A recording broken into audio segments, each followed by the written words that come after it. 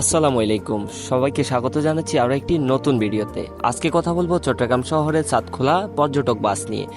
কিভাবে বাসটিতে ভ্রমণ করবেন কিংবা ভাড়া কত এবং কোথায় থেকে কোথায় যেতে পারবেন সেই বিষয়ে কথা বলবো আজকে।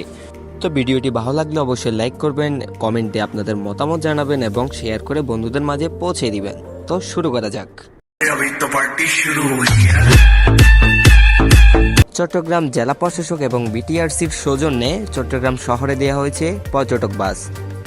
চট্টগ্রামে দর্শনীয় স্থানসমূহ এই বাসে করে আপনি ভ্রমণ করতে পারবেন খুব সহজেই। আর ভ্রমণের রুট হিসেবে রয়েছে চট্টগ্রামের টাইগার পাস থেকে বাইজিৎ লিং রোড হয়ে ডিসি পার্ক হয়ে পতেঙ্গা সমুদ্র সৈকত। সপ্তাহের শুক্র এবং শনিবার ব্যতীত অন্যান্য দিন সকাল 2টা এবং বিকালে 2টা করে মোট 4টা টিপ থাকে এবং শুক্র শনিবার যেহেতু ছুটির দিন সেক্ষেত্রে সকালের টিপগুলো বন্ধ থাকে।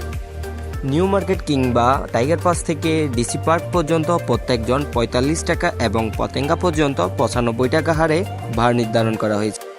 আপনি যদি বাসটির উপর তলায় সিট পান তাহলে খোলা আকাশ দেখতে দেখতে ঘুরতে পারবেন সারা চট্টগ্রাম।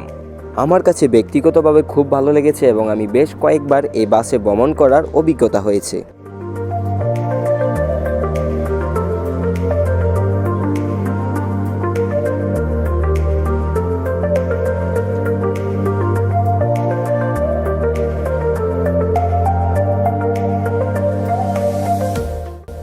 তো এই ছিল আজকের মতো, ধন্যবাদ সবাইকে।